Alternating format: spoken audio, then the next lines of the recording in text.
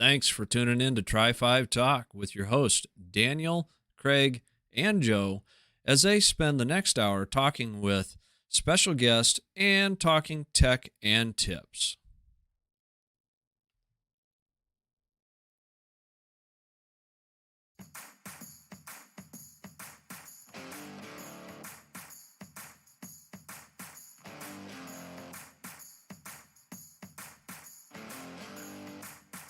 All right, we are back this week. We are back live here on YouTube on the Try 5 Talk podcast.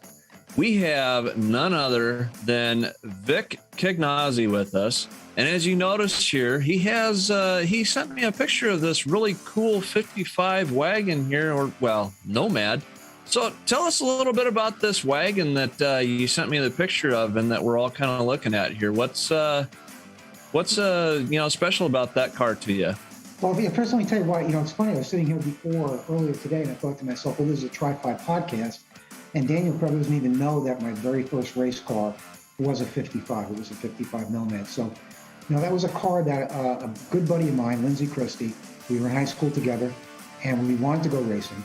And that car happened to come up as a rolling chassis, very inexpensively, right around 73. And okay. And we decided, each of us couldn't afford it separately, so we chipped in our money. We both worked in a gas station at the time. We chipped in our money and we bought the car. And it was really the first race car that I ever got involved with, really. It was something that really I cut my teeth in. And, you talk about, early stages of hot rodding, I think, which we're going to get into that a little bit later. This is really the very early stages of hot rodding for me and for Lindsay, where we worked at a gas station all week. And our paychecks basically for a year went into buying parts for that car, whether it was oil pans, or we had something different every week that we did at the speed shop until we first got the thing finished the first time. And I remember taking it to the track the very first time. We went up to New York National Speedway out of Long Island, which is unfortunately closed many years now, but it was the big track in New York at the time. A lot of big names were there. And we took it out for the first time, and I remember pulling up to do the burnout. And I, certainly my leg was shaking, everything's happening the first time you take your car to the racetrack, and looking up in the crowd, there's people everywhere. And before I got to the starting line, the motor blew up. So that was my first foray blew up on the burnout, which was kind of sad. But my very first foray into racing was, hey, it's a lot of fun. Hey, things break if you don't do things right. So that was what started with that car. But what point in time was this about? Because you're talking about running to the speed shop and doing all these kind of things that we're in the internet age. So can you kind of take us chronologically? Where were you? So we're talking about 1974, 1975, around when we were putting the car together.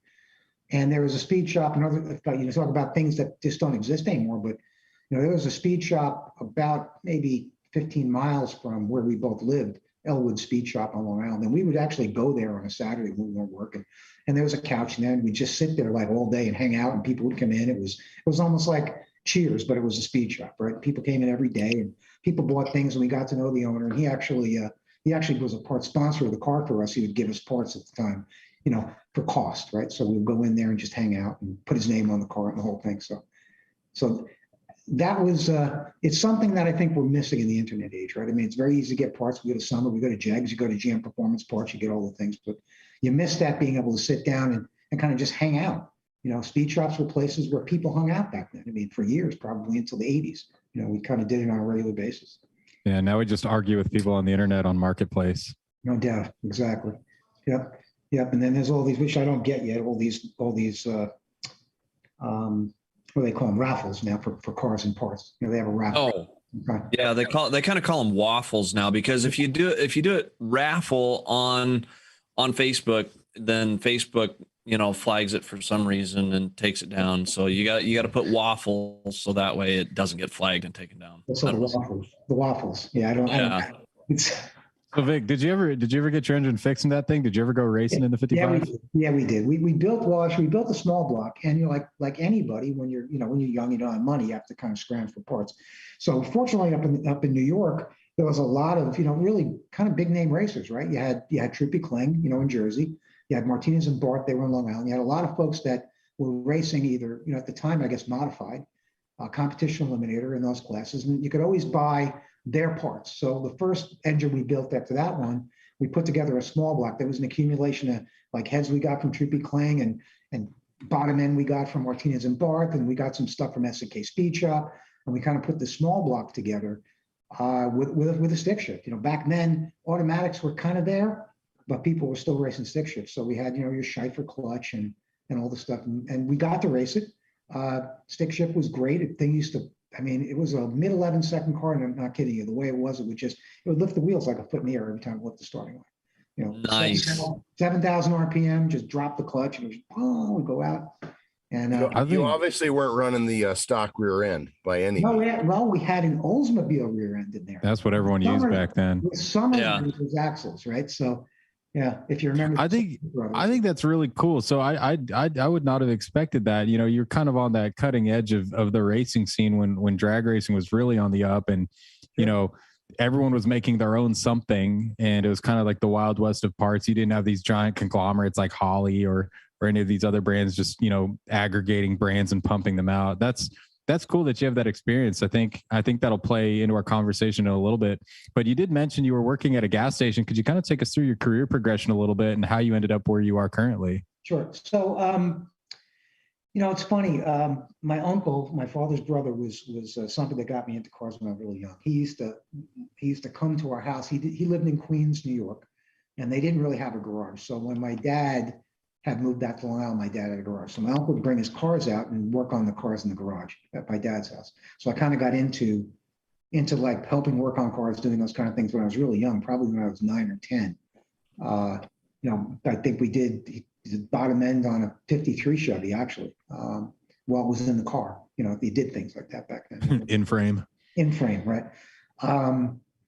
And I remember telling my dad and him, hey, I want to build a car. Like, I want to build a hot rod like Uncle Joe. I want to do that. And I remember my dad telling me, well, you know, son, you know, that's all great, but you're going to have to get a job first, because it's going to take money to go do that. So I gotten a job at a local gas station that my friend Lindsay worked there for a while.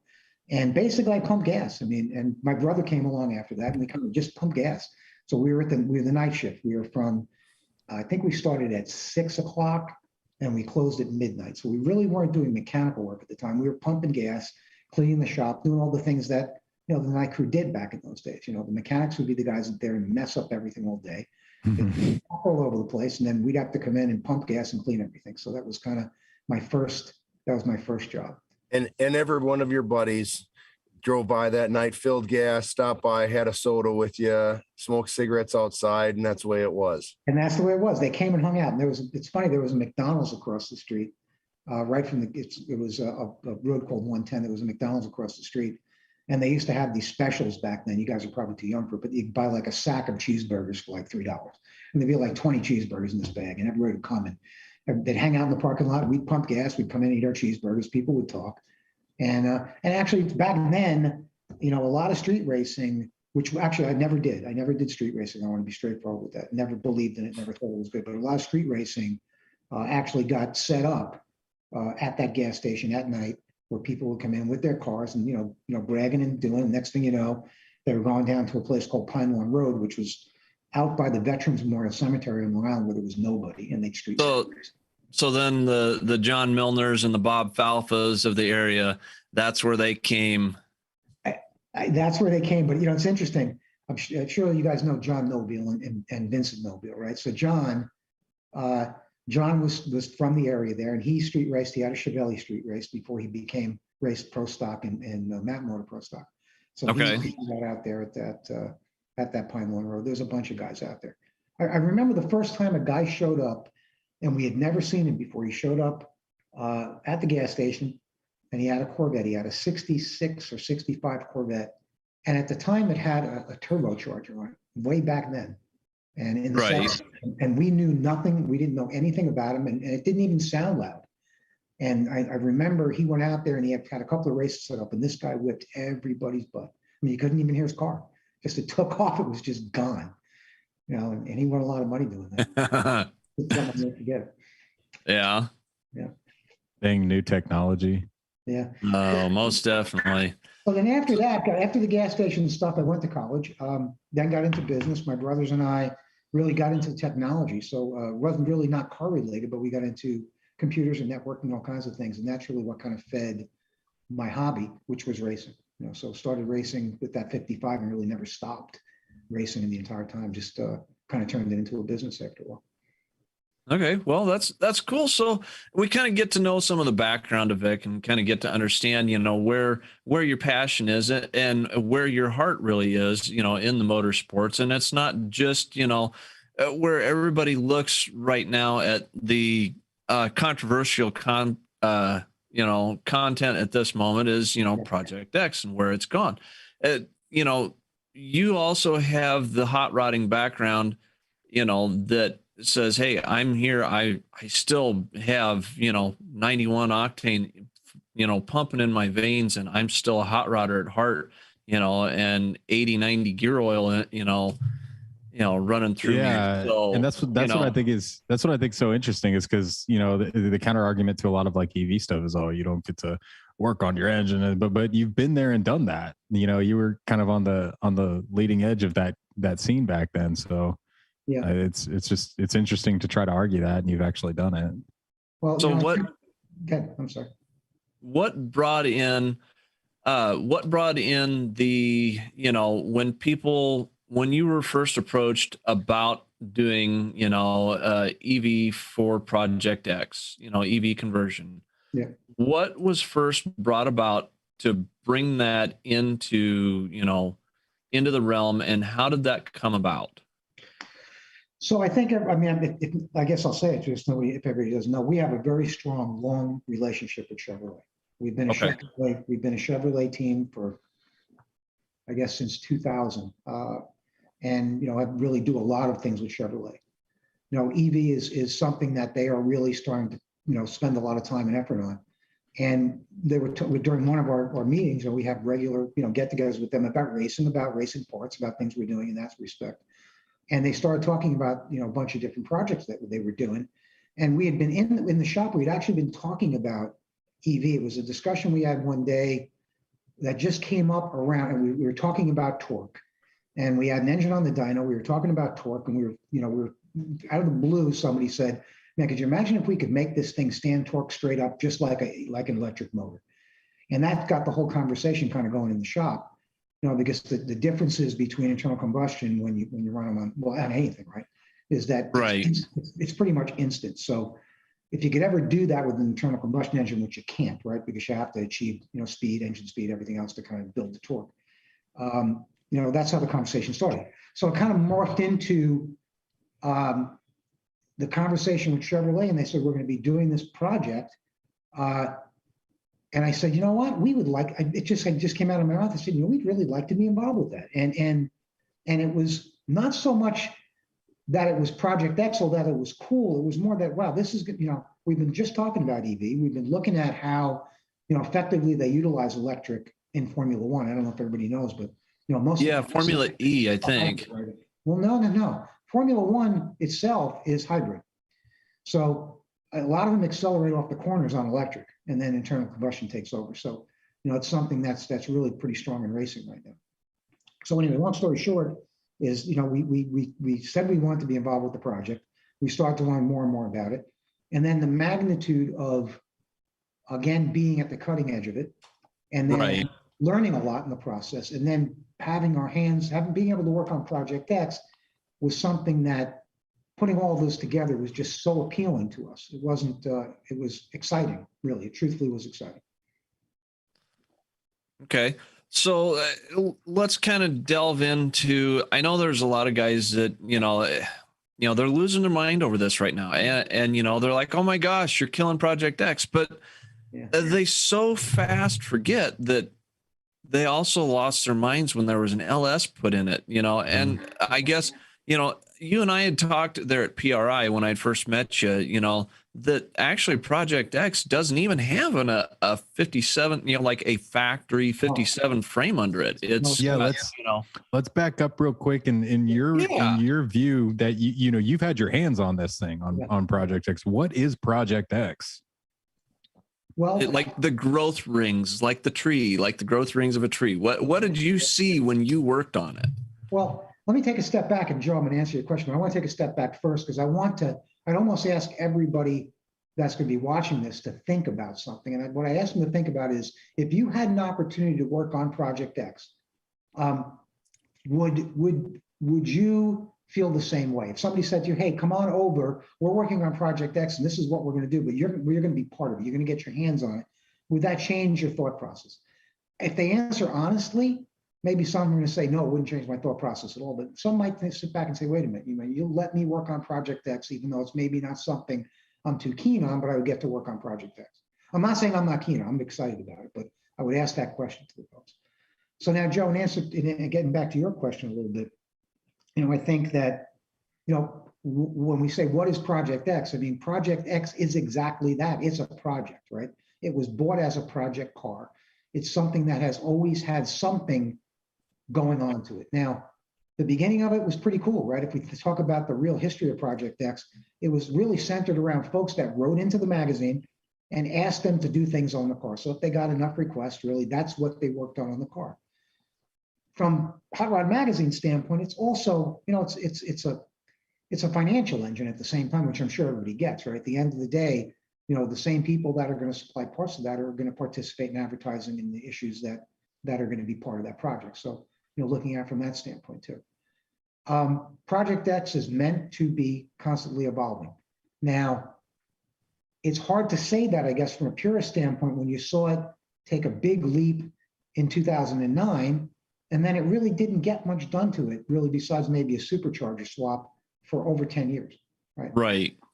So it's kind of back to now being a project. I know there's a lot of iterations that are going to happen to it, over, let's call it, the next 4 or 5 years. And they might not all be EV, but there certainly might be controversial at the same time. So there is the probability of gasoline engines going back into it.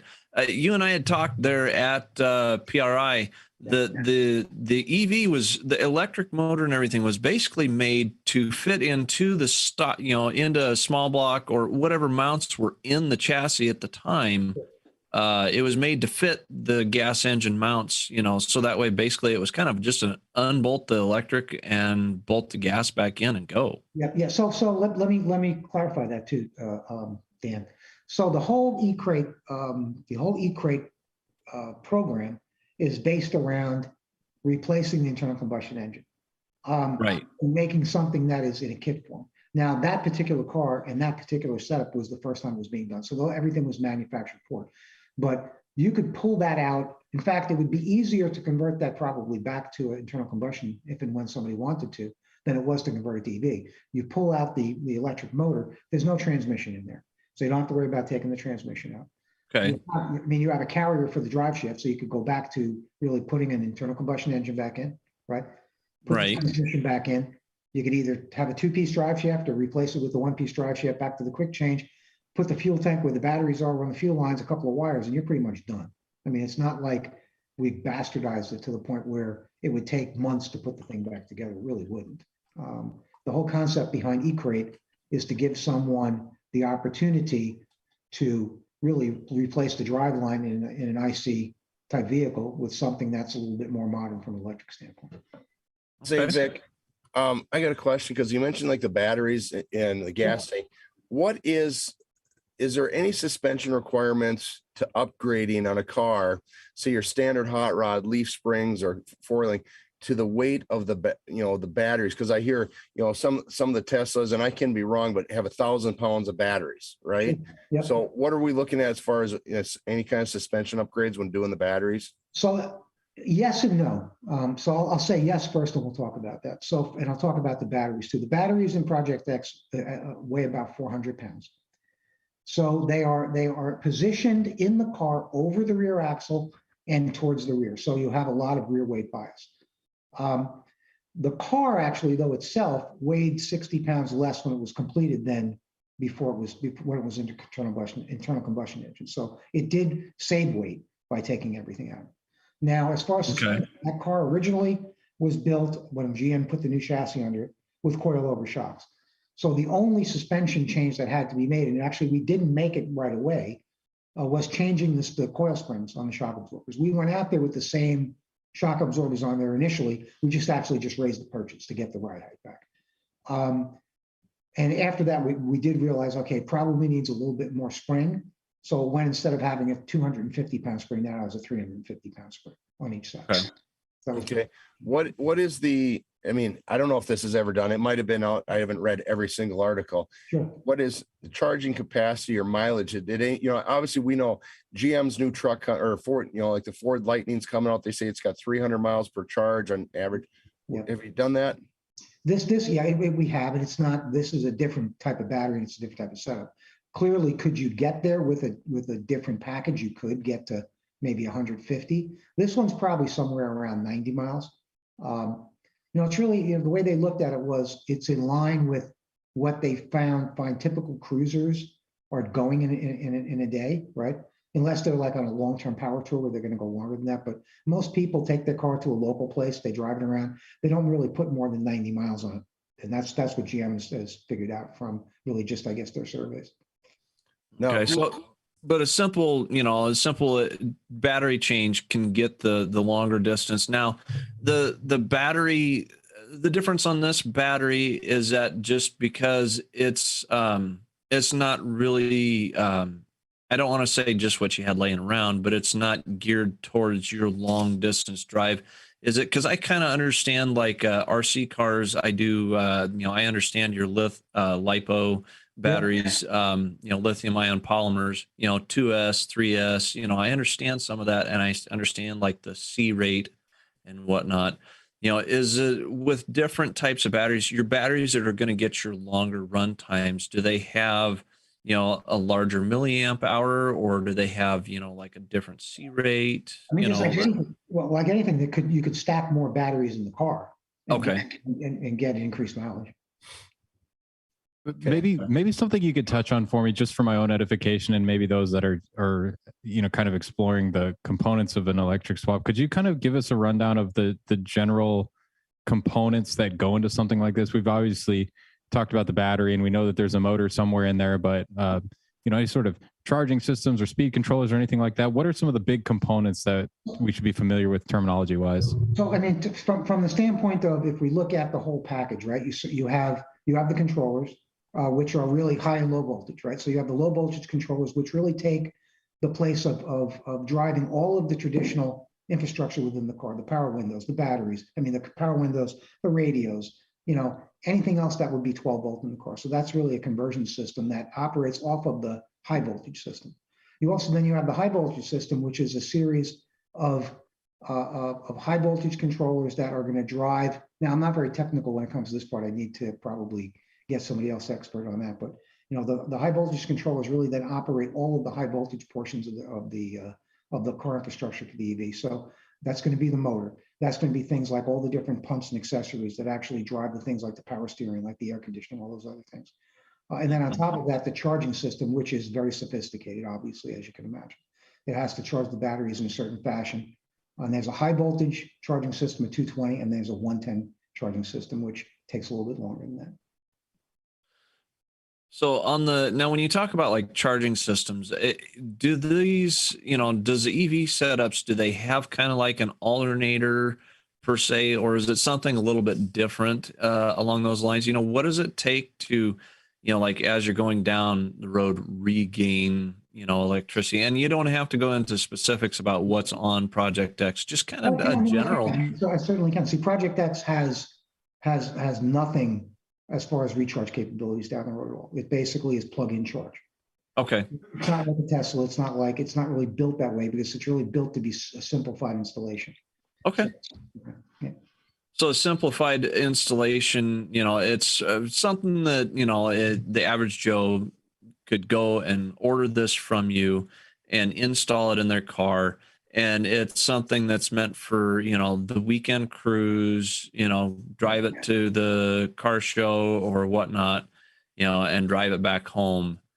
I guess let's talk a little bit about eCrate too, and the concept behind it. Yes. It is not something that right now is set up for the end user, or someone just go buy it from General Motors package and install it themselves. I mean, there's some safety issues around it, so you really have to go to a certified installer. Okay. That is approved to go install that package and install the safety features. But I think rightfully so, I know there are people out there that are, taking wrecked Teslas and doing those things, but there's certainly an element of safety there, which we learned during the project, that the things you have to be very, very cognizant of and very careful of. I'd hate to see someone, even doing their own from a Tesla swap, do something and hurt themselves or their friends or their family, or even bring Right, most definitely. Yeah, you have enough power there to be creating some plasma across your sheet metal. I don't even like switching out an outlet in my house. I'm not a fan of electricity myself. I can do it, but I'm not a fan. So and I've seen the videos on YouTube that you're probably talking about. There's a gentleman who buys wrecked Teslas, and he'll buy 2 or 3 wrecked ones to make one good one. And rebuilds. He himself has said, there's been times he's gotten shocked and it's thrown back a few feet, and not a fan of that. Well, you got a giant spot welder, hanging out in the back of your 57 Chevy now. So yeah, I mean, there's a lot of precautions that you have to do when you're actually working on these things. I mean, you're wearing gloves, you're doing a lot of things that you don't even truly think about. And for us in the shop, we really had to train ourselves to be very, very cognizant of what was in front of us. I mean, because your instinct is to just grab a wrench and start wrenching on something, and especially if you need to move quickly, and you have to really take a step back and say, okay, wait a minute, I'm approaching this here right now, and we helped each other through it. Initially, we struggled with it ourselves. We would walk up and sorry about that. No, you're good. That's my horn for my first race car. No, I'm kidding. You're not that old, are you? No. Yeah. So we had to really train ourselves around what are the proper procedures for it. And we took it very, very seriously, and we still do. I mean, every time we touch one, we make sure that we really drive to all the best practices around safety for it. I think that's an insightful point. I mean, if you think about it just logically, there's a lot of potential sitting there. I mean, I guess you can kind of compare that to imagine just sitting on your trans brake at full throttle, with your car just sitting in your garage overnight, like just there's a lot of potential energy in there. Yeah. Which is, I mean, that's one of the great things about electric is there's a lot of potential energy on tap, but. Yeah. And I think I really do believe, that it's going to get to the point where the systems can be engineered so that someone can do it safely. I mean, I really think that would be ideal, right? If General Motors could put together a package that was something that then could, somebody could take home and do it without for any fear. But I think there's going to be an evolution to get there. The lawyers just have to put on the right warning labels. That's basically what it comes down to, Yeah. So I think we've talked about Project X. We've talked about E-Crate. Could you talk us through putting the two together? What was that like? What was your experience with actually, you mentioned professional installers, and I guess that qualifies you as one now since you did it. Yes, it does. So, I mean, obviously taking the car apart, which I'm sure if you saw the video, it was just awesome, really seeing what was underneath the covers of Project X as a starting point. I mean, to the purists right now, it's probably blasphemy what I'm saying, but as we were pulling the car apart, and we didn't do this on purpose initially, but it just laid out like that. We really started by disassembling it from back to front. So we laid it out on the floor in the shop, and by the time we were done, that wasn't really staged. That's kind of where we put it, just as a thought process. Okay, we're going to see how much room we're going to gain here. And we kind of took the thing apart, took the gas tank out, took the rear axle housing out, took everything out from the back to the front, and laid out in that picture at the end. And that was eye-opening. Interesting. Again, I think we talked about it really before the show started. One of the things that we learned on there is that, there's been a lot of things done to Project X. We talked about years and years of people working on it. And there was four separate wiring infrastructures in that car. And that's before EV. So we had, I guess, 4 different fuse boxes, 4 different sets of wires. I mean, there was people they would replace the wiring harness in there. And as opposed to going through taking the old one out, it just left it there. So we took out about 40 pounds of wires out of the car by the time we had disassembled the whole thing. It was pretty amazing. Zip tie the new harness to the old one and hook it up.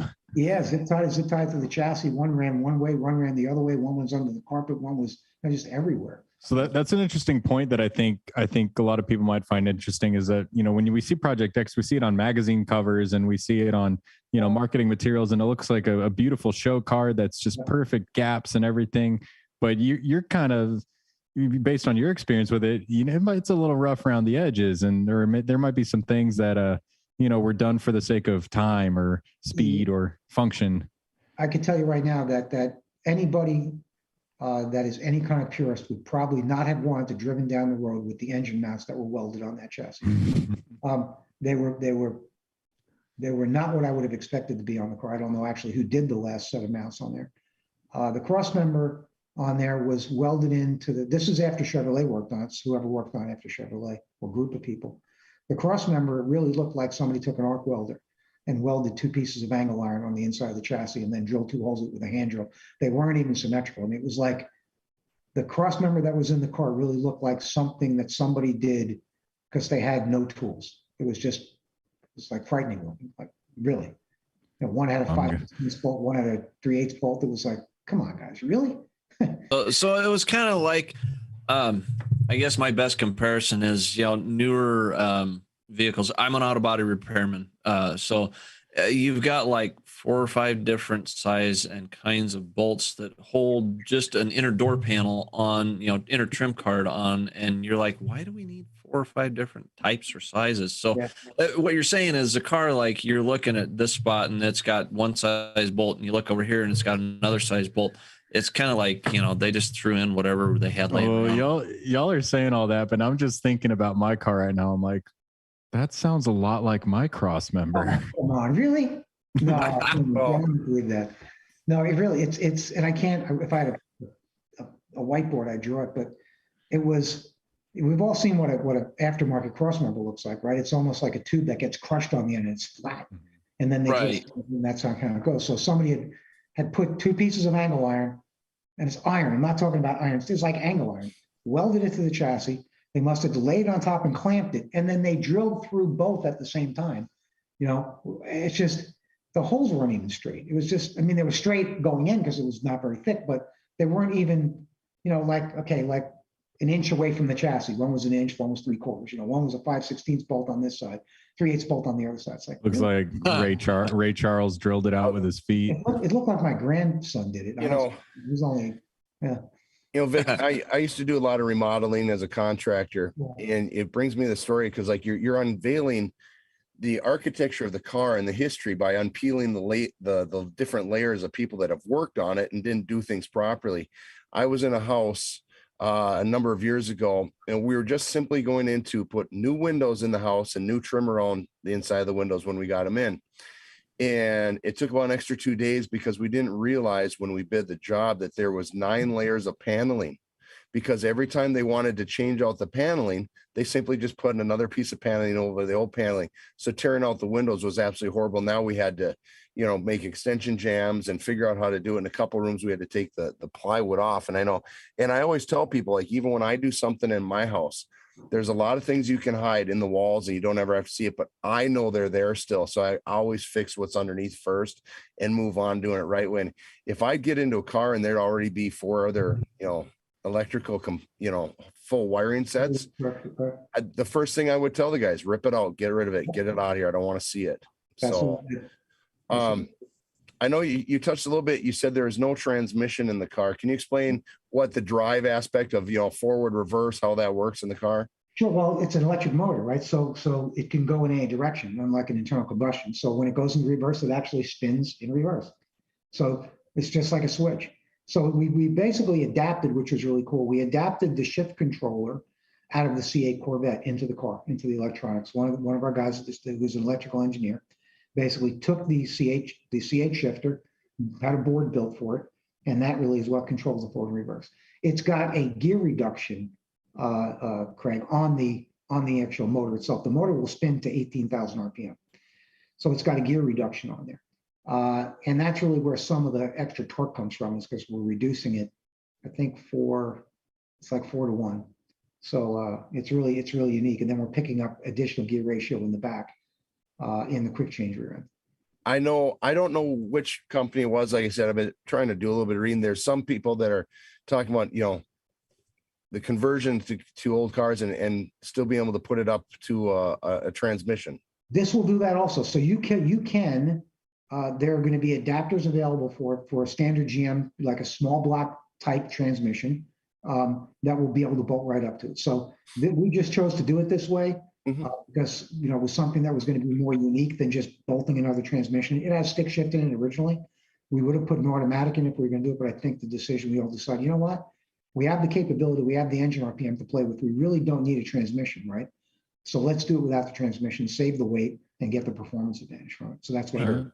That would be kind of cool to have an electric motor with a manual transmission in it. It would be, actually.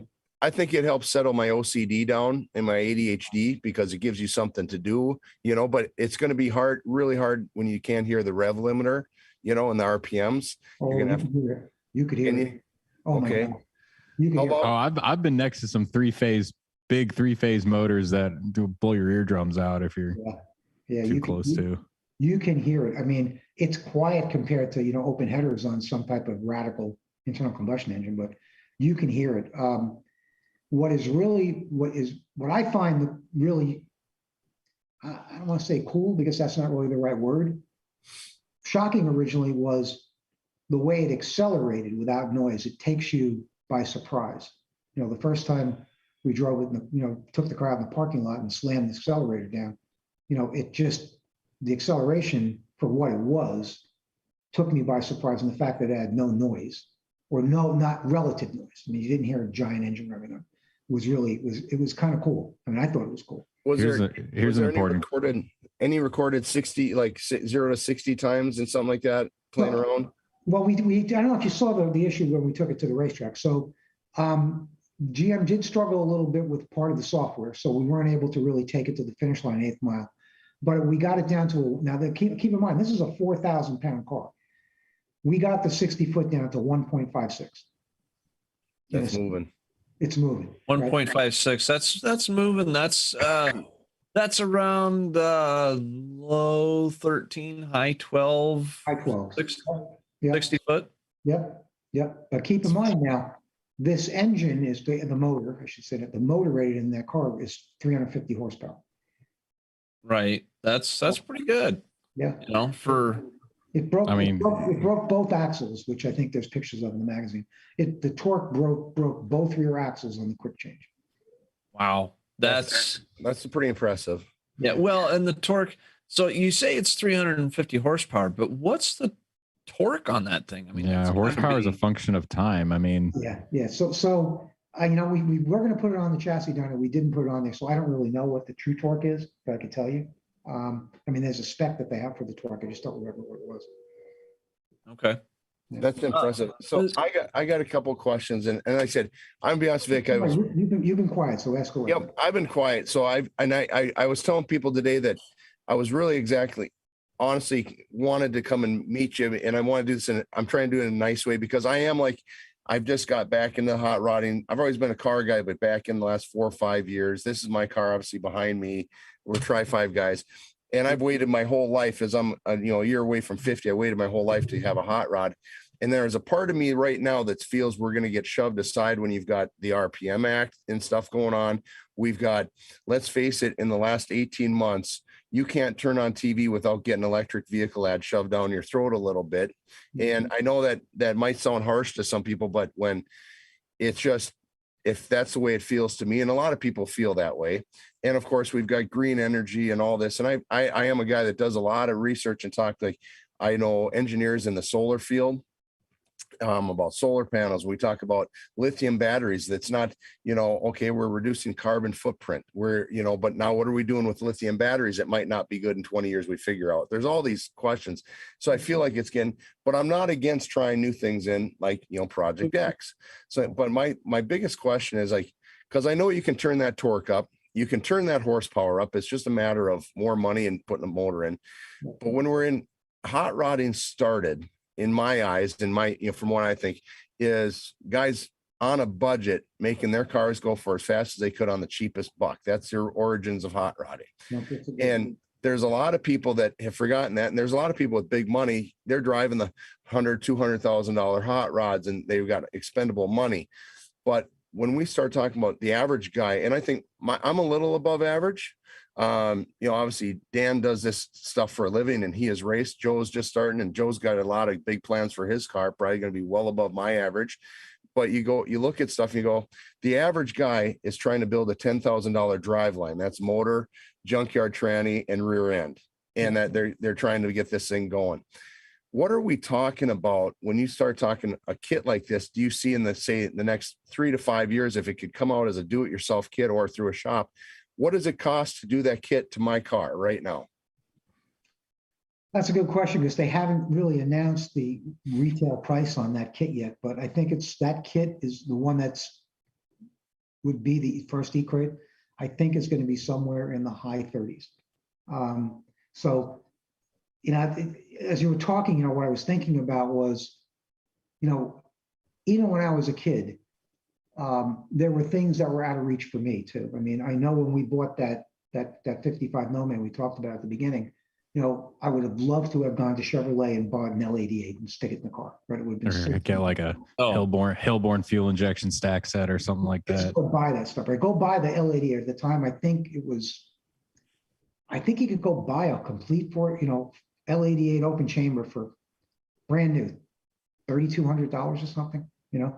But it's a lot of cheeseburgers. In 1974, right? That was so outside of my budget. So I guess we can almost say, Craig, that it's no different than it was then. It's just the thing that does make it different, though, is what you said, is that you feel like you're having electric vehicle, shoved down your throat. Well, and I don't think at this moment, as far as hot rodders go, that we're having the EV, per se thrown down our throats or whatnot. It's at this moment, it's we're being shown another avenue, if somebody does want to put an electric in it and wants to have a hot rod, it's there. That's an option that's there for it. And then the other thing is, a lot of people forget. Like I said, Project X, they lost their mind when it had an LS thrown in it. But the thing of it is, the Project X, it moves with the times. So, it had a small block to begin with, then it had a big block, then it had, it had blower, it had all these different variations, iterations. Yep. It's, it's also, to the affordability point, I think the LS Wave is a great example to kind of use as a test of new technology rollouts. If you go back to 97 or whenever, getting an LS was almost unobtainable. You had to get it out of a running Corvette or something like that. And if you wanted to buy it from Chevrolet, you're going to be paying $30,000 equivalent to get that thing. Now you can pull it out of a junkyard. They're common as crabgrass. They're $500 for a long block. And so, we've seen, I can still go to Chevrolet and buy a $10,000 LS engine, but I can go to my junkyard and get one for $500. And everybody that goes fast will respect an LS these days. Yeah. I think between that, the declining costs and a logarithmic decrease in obsolescence year over year. We have a 300 horsepower electric motor right now, but with any new technology, the rate of obsolescence is so rapid when it first rolls out that, in 5 to 10 years, we'll start to see things level off. And when things level off, then we can begin price competition. Yeah. It's like when the first 50-inch TV came out flat screen, right? Exactly. It was $4,000. Now you can go get it for $300 at Best Buy. I'm going to talk about my age. My first 50-inch television was like a giant box. Oh, yeah. Oh, the projector, internal projector. Like 4,000 pounds, like this thick. And the biggest thing I mean by, like, I've said this for the last year about getting it thrown down our throats, because I've had many discussions with people. Even I'll give you an idea. A guy at a rental store, I'm a contractor. I drive a Ford Transit van. It's the best work van I've ever had. Love it. And the guy says to me, he says, "Oh, you got to go get the new Ford Lightning for a workout truck." I said, "First of all, it's a sport truck. It's not a work truck." He goes, and I said, "Doesn't do what I need." And he says, "What doesn't it do?" I said, "Well, I said, it doesn't have the range." He goes, "It's 300 miles. Yeah, it's 300 miles with one guy on a singular track and in controlled environment." I said, "Now put a work trailer behind it, 2 more guys in the truck loaded, and stop and go traffic in the wintertime or in the summer with air conditioning. You're down to about 150 miles. And I do more than that in a day." So I said, I think it's coming, right? Yeah. I don't think the infrastructure and the technology is there yet for what I want. But I like the avenue. And I was telling Joey Truelove, who was our other co-host who's not here tonight, I said, I could see if this crate system, and it's not about the horsepower, would be $15,000 to $20,000 done. Because then if you get a built, and you guys can correct me on motor costs, but a built professional, if you don't do this for a living, A built LS motor, say with 500 horsepower, that's going to be $10,000 through a shop.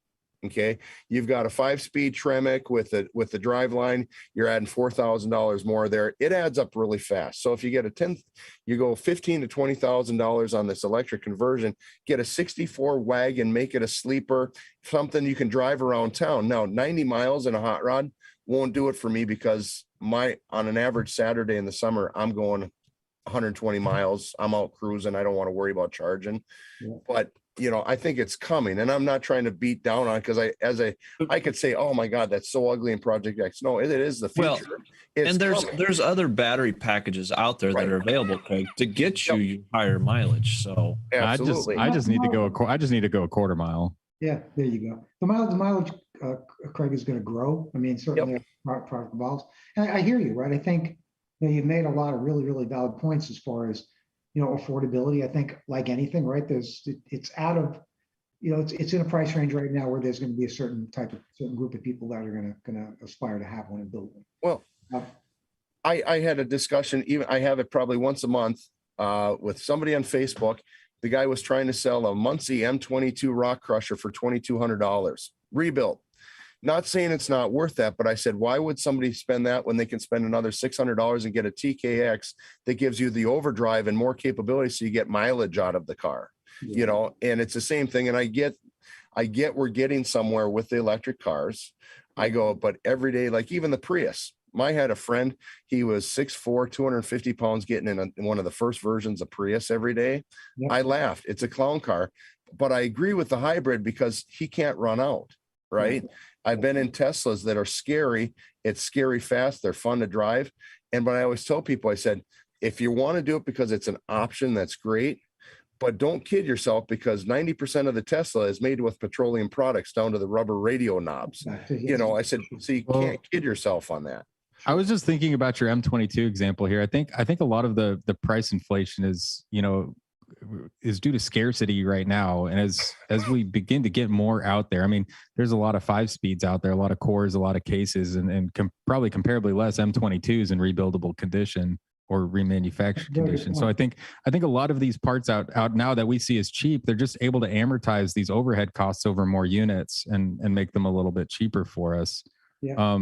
One point I wanted to make, Craig, about the work aspect, I totally agree that it's hard, even for me. I'm an electric fanboy, but I drive a Cummins diesel truck when I need to pull something down the highway.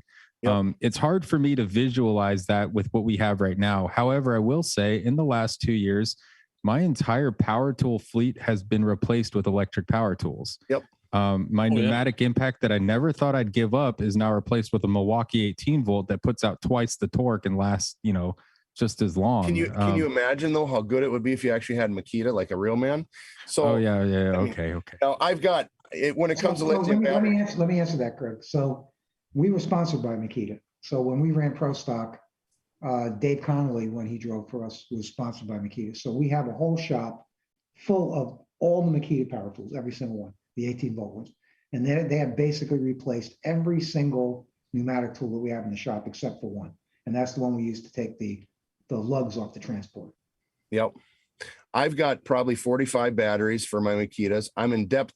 I'm in marriage with them, because now that I've bought the tools, I got to keep buying them. Yep. And now they're being cruel, because they now got the 40 volt line coming out. So the 18 volts are going to be obsolete in a couple of years, which is going to force me to buy another $25,000 worth of tools if I keep going. You can just wire some batteries up in series. Right. That's, and I use the cordless stuff all the time, and I get it.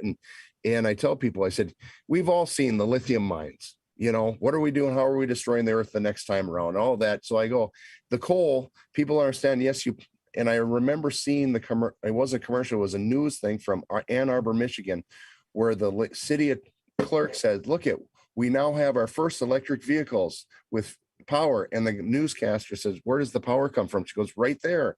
And she pointed at the outlet. And he goes, no, where does it come from? She goes, right there. And he's like, no, it comes from the coal plant about, a few miles away. So it's clean. And the biggest thing is if somebody recognizes, says, hey, it's another option to having good, viable transportation. Now, if I had the office job that I drove 20 minutes into the city and 20 minutes home, I would probably look at getting something like that, because I don't need anything. Yep. But I don't live in that life. And I said, I drive down a cool street at night. We have Stillwater and Hudson, Wisconsin. I'm in Minnesota, so Stillwater, Minnesota. It's got a classic downtown with, 3-story brick buildings on both sides. And you take it easy and you can hear the rumble of your car go through the streets at night, and the chrome is shining. Everybody turns and looks. I've been down that street with friends in Teslas. Nobody gives a crap. Nobody looks at them. It's that rumble in the seat. And I'm afraid people are that's what I'm going to miss, is that attention or that cool factor of the motor. Yeah, but you know what looks cool? 55 really Chevy rolling down the street. 55 Chevy winning a drag race. A 55 Chevy rolling smoke down the street and not making a single noise. I like Craig's point about lithium there, and I just thought about it for a second. And I guess kind of the counterpoint to that, I might say, would be, lithium is what we have right now, but that does not define the electric vehicle system. I mean, it's a motor that needs electrical potential. And I think with the current demand in the world to grow battery technology, I'm relatively comfortable that in the future, we'll have these problems addressed outside of the hot rod world and can be brought into silicon-based batteries or something like that. There's going to be a day, and if we're all into power tools, right?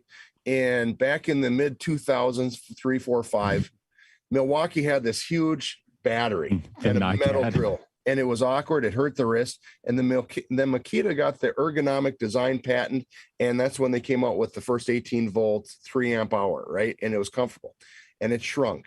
And it's going to now the 40 amp is basically the same size as the 18, the 40 volt is now the same size that's coming out as the old 18. So I understand that someday we're going to have a pen like this that can power our car for 2 hours. I get that eventually is coming.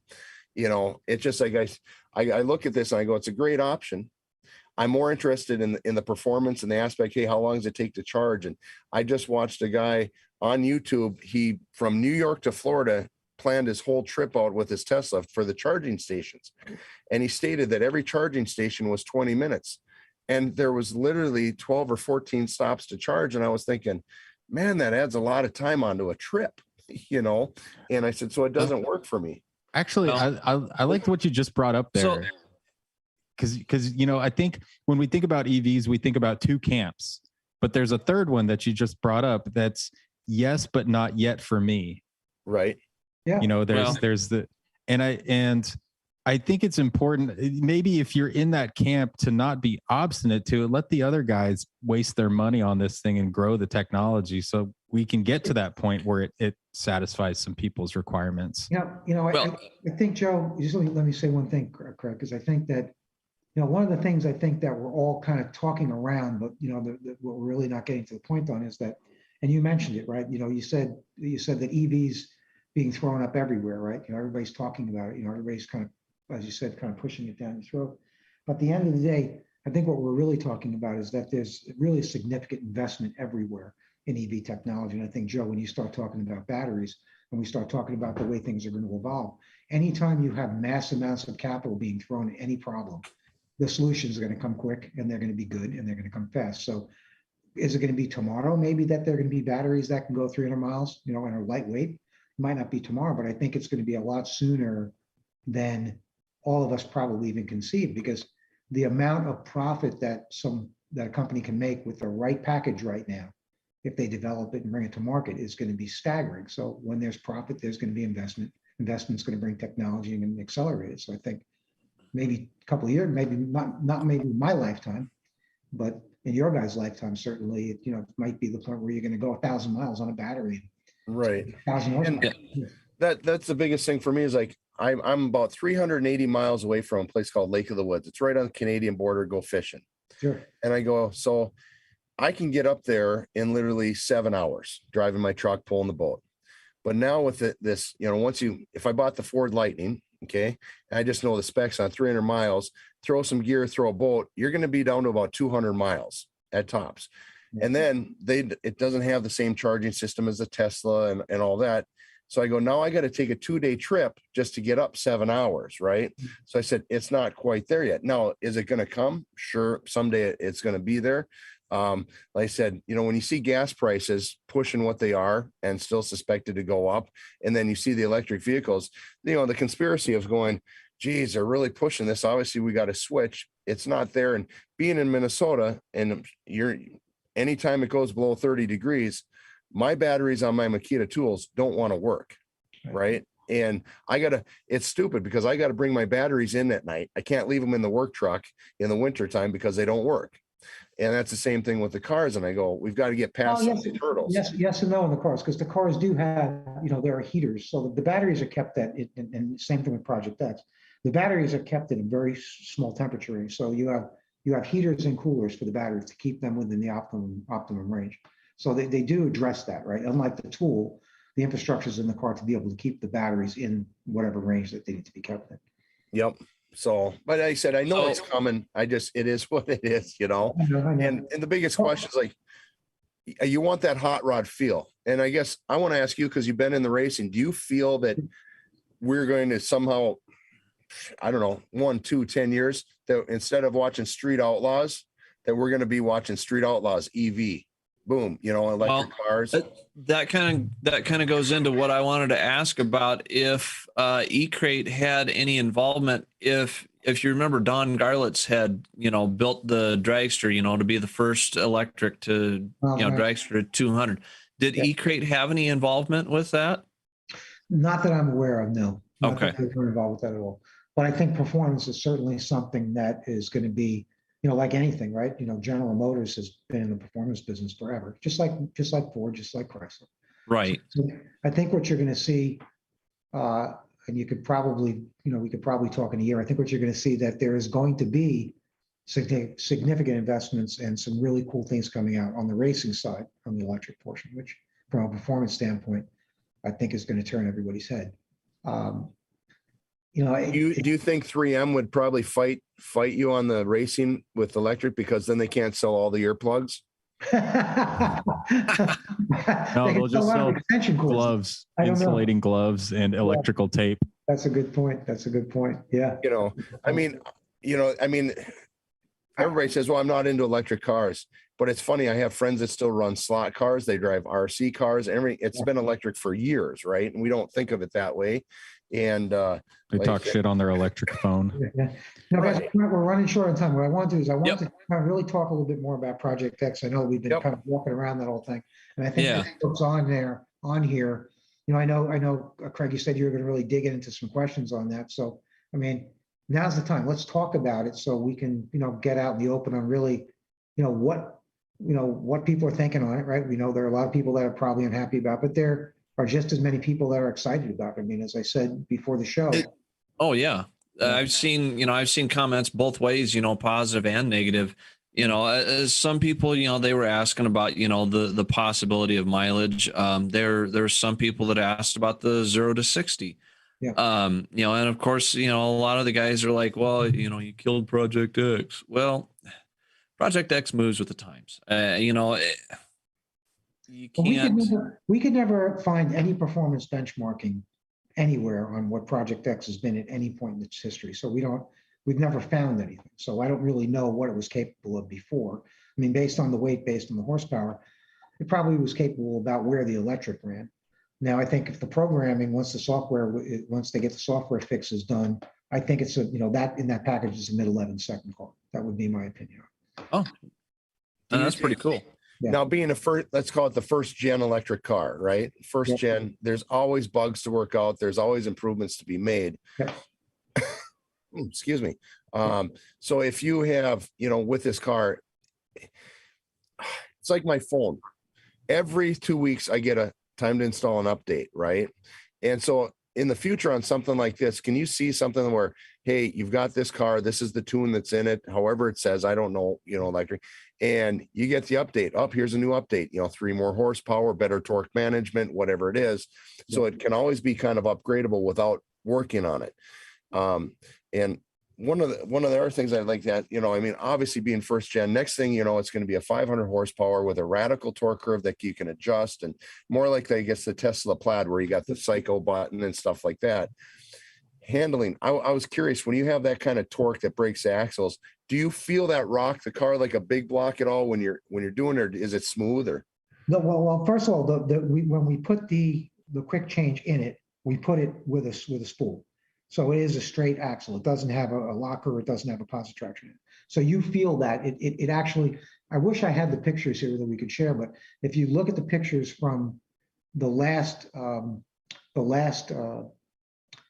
piece that they put out on it, the car is torqued. I mean, it is torqued up. The driver's side front wheel is that far off the ground at the drag strip, and the passenger wheel is only that far off the ground. So you feel it inside the car. It's incredible what you feel. Does anybody hold the patent for a speaker system in the car that would work with the accelerator button so you can tune it to be a big block or an LS in your earpieces? So nobody has the patent for that, but I know. But we've talked about programming different sounds to the car, like everything from jet engines to locomotives to big blocks to small blocks. Well, Volkswagen and Audi actually do that. They pump audio into their car based on the sport mode that you put it on. Well, because I'm thinking like a 24-inch woofer underneath where the gas tank used to go, something so everybody can hear you coming, because that's part of the fun of hot rodding. Well, if you remember at the very beginning when we were talking about my history, and maybe this is just me, but what I thought was the coolest thing back in the gas station days is when that guy showed up with that Corvette, and we were talking about that, right? And the thing was quiet. That is, when you see the turbo cars at the drag strip, and you're like, no way. The first time I ever heard a turbo guy, he's a local guy. It was at one of the hot rod car shows. Was he 5'3"? Actually, he was a short guy, but he had a Mustang with a turbo on it, and they put the thing up on the dyno, and the thing, it's quieter than snot, and they fire it up and they run it, and it throws down like 800 or 900 horsepower, and he goes, "That's it? I know there's more to it." And they're like, well, and they said something about their dyno reads a little bit different. I forget which dyno it was. Anyways, he went and made a couple of changes on it, and they went and ran another run on it, and the thing throws down like 11 or 1200 horsepower, and he's like, yeah, that's where it's supposed to be. And it was like quiet as snot. You couldn't hear a cam or nothing. I think electric motors sound really cool actually when they're wound up, full on. I mean, you're talking about turbine level RPMs. Yeah. So these things are screaming Daniel, with your RC cars, I mean, oh yeah, at the top end, they're screaming. They have a sound to them. There's something visceral about an electric motor going full bore. Does Project X can you pick up on that in Project X? You can. And Joe, one of the things that we were saying in the shop when we were putting the whole thing together is we could never have worked hard enough to get a pro stock engine to go 18,000 RPM. There's nothing we'd be able to do to keep the valve train in it to go that fast. No, you couldn't. We're searching RPM with speed and ET, right? So the more RPM you can get, the quicker we go. So. And Vic, my hometown is Roseville, Minnesota, which is the hometown of Polaris Industries.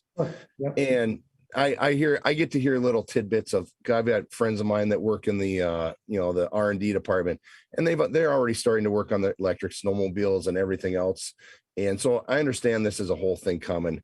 And I guess I'm not an old man. I feel like it's some days, but it's like, I don't like change. That's the one thing I don't like is change. And that's a tough thing for people to accept, but it's going to come. And I think the technology, as I said, are just not quite there yet. But when it gets into a racing mode, because and correct me if I'm wrong, but most innovative things in a passenger car that are sold started somewhere on a racetrack first because somebody was doing it, and I think if we get to that point where there's a little bit of cool factor more than, spending money, because I don't have $140,000 for the Tesla Plaid or whatever it costs, and looking at some, things like that. But I guess I did have some money. I put a car together and ticked off my wife a little bit. So that's okay. She didn't write one single check for it. That's the big difference. Right. And that's exactly it. So, I appreciate your time here answering some of these questions. I'm trying to be as jovial as I can, because there's days that, when the gas prices are high and all I see is electric ads on TV with TV movie stars that can afford any car.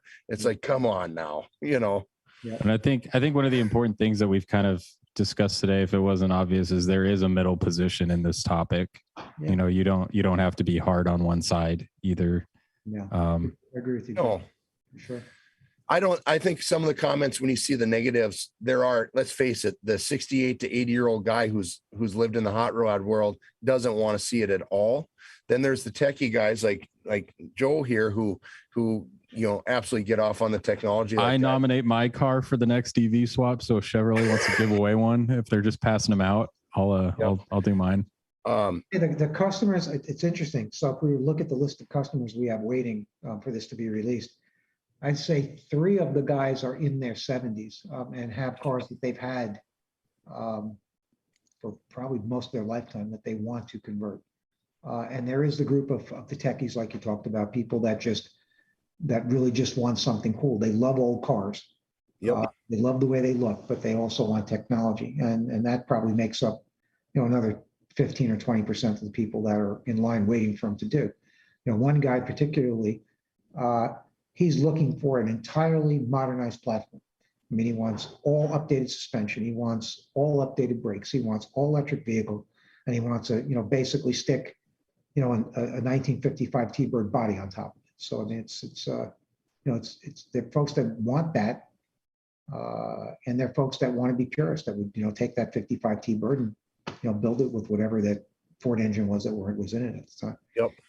No, I get that. And I totally do, because there's always different points of view, and you got to kind of step back and look at, what's good for this. And I look at the environmental part of it, and I don't think it's the end all to we're just exchanging one thing for another right now. But I think the viable thing is from not only even in hot rods, there could be hydrogen power, there could be electric power, let's face it, I've seen a 55 Chevy with a Duramax diesel put in it. And I've seen where I don't drive my car in salty roads because I've restored it. So I have to park mine in the wintertime. I have a friend that I know, and I think he's still watching. He put a snowplow on his 55 and his 57 Chevy. Wow. And went out and plowed snow because he didn't care, and he wanted to prove a point that it could be done. And it's honestly, after I saw it, I'm like, that's pretty badass. Shameless plug for DD Speed Shop. Yep. He still doesn't have the drum brakes on it, does he? Yes, he does. Really? I'm pretty sure he does. I love his axle. He's got an awesome axle in that car. Yep. And so you see, there's different strokes for different folks, right? And I mean, there is days on the road where every car you see is a maroon Camry, every year it's something different. So like I said, for my lifestyle right now, it doesn't work. It doesn't have what I want, doesn't enthuse me. But it is coming down the road, and we know that it is, So Vic, I think you've established here that Project X is not dead. No, gosh, no. I mean, certainly, I'm sure more people work on it after us, but no, it's not dead for what we're doing on it. Do you think? I don't think they don't want to put it in a museum. Trust me. Do you think that Project X in this latest iteration achieved the goals that you all set out to achieve when you started this one?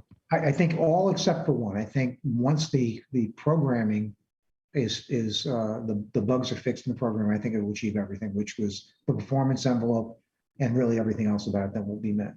Now, this is a tough question, but do you think Project X will ever return to an ICE power plant?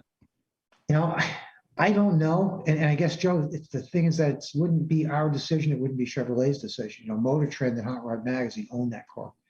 So I think it's going to be up to them what it really evolves to. They're the ones that actually were behind doing this. It wasn't something that we created. They asked to have the project done. So I always kind of thought that, and I know this is blasphemy because I'm talking Ford motors, but yeah. I know my Transit, when I was picking out the motors for that, I wish I would have gone with the diesel. They've got a little 3.5 liter diesel in some of these, and guys are tuning them up to extreme torque and horsepower, these little things.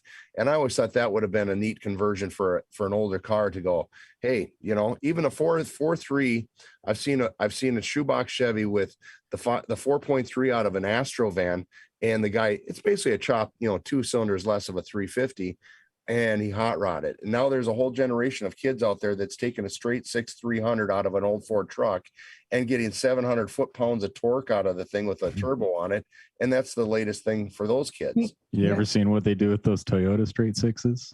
Oh, it's insane. Well, it's interesting because you bring up a very good point. I remember when the whole import phase kind of came into drag racing, right? There were a lot of purists on the drag racing side that thought that was blasphemy, right? The folks that have been out there racing for years and years, me being out there racing for years and years, I wasn't one of those people. Maybe that's why I'm not that same way for electric, but I know that people detested the fact that they used to call them rice burners. They call them everything that they could think of. And they were out there racing their import cars, drag racing their import cars. My opinion was, hey, that's a different form of hot rodding, right? I mean, that's what they do. That's what they're into. And I thought it was cool. I mean, I thought what they were achieving, I thought it was neat with the front wheel drive and the wheelie bars in the back, pushing the front end down, to get more traction.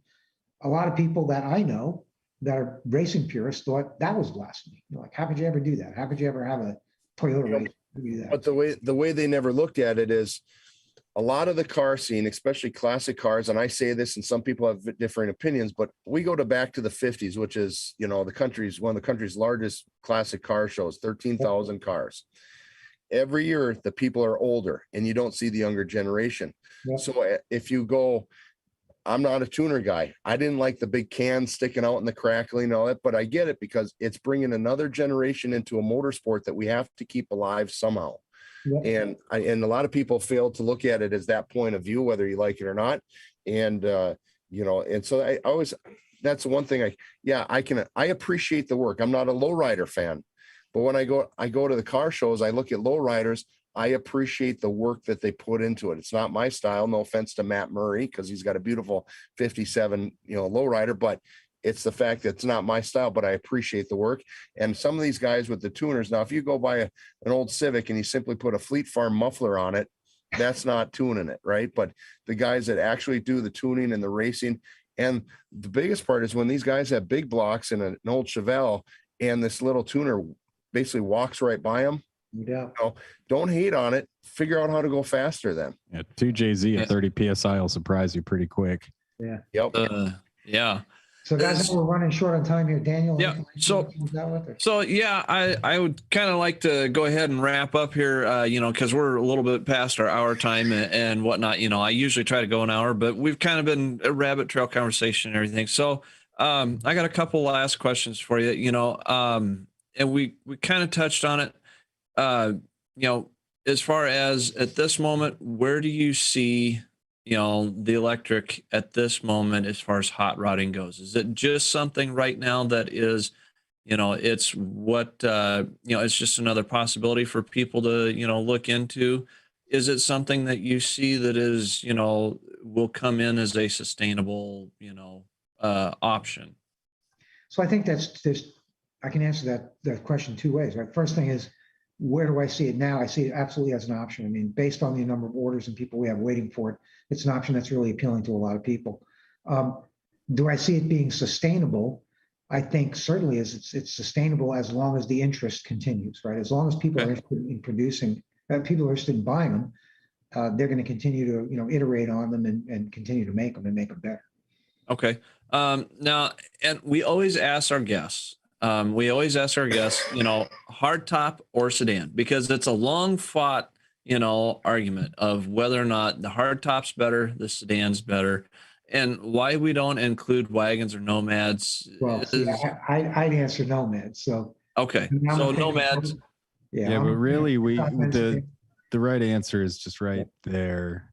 No, I got to stick with Vic on this one because honestly, I knew he was going to bring up Nomad because that's the unicorn, right? And to see the car that you had, which I didn't know until Dan posted the picture, you got to go with that because at least when you open the door, there ain't a post on it like this thing here. I have another Nomad sitting in my garage, and people talk about barn finds. In North Carolina, it was absolutely a barn find. I bought it 10 years ago.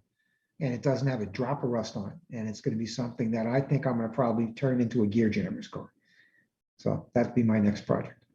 Very good. Okay. Very cool. Very cool. Well, as always, I really want to say thank you for joining us. I really appreciate you, and even at the fact that, we didn't talk as much on Project X as we kind of wanted to. We had kind of some rabbit trail conversation. Sure. Which is okay. That's part of a podcast. We talk. Is there any, final parting thoughts that, with everything that we kind of discussed on that you have that you want to, make aware to people? I think I'm going to make a comment in general, not just because of the audience, but I mean, the 55 through 57 Chevys are about my favorite cars other than 60 Corvette, which I have one of those as well. So I think the fact that, a lot of people are out there working on them, keeping them alive. Hot rodding them, I think, is just really cool. And I'm really take my hats off to everybody that does it. I mean, we all know that it's not simple. Fortunately, it's easy to get parts. It's easier than it was years ago. But, my hats off to everybody that's on listening to this, has that 55 to 57 and working on it. And I wish them all the best of luck with it. All right. Well, thank you for joining us. I really appreciate it. Thank you very much, Vic. And, in future days, maybe we'll have to have you on again. And because I've seen the comment quite a few times roll through the live posts, we may have to ask you about your Pinto. Oh, gosh. That was my second race car. So, yeah. All right. Well, we'll have to ask you about that on a future episode and get you on again when maybe some things to, if there's updates or different things to, talk about. So you got it, guys. Nice to meet you all. All right. Thanks, nice Vic. to meet you. Thank you for joining us, and everybody for watching out there in the live on the internet. Thank you for joining and watching. Make sure to like, subscribe, and comment. Thanks, everyone. Have a good- You guys.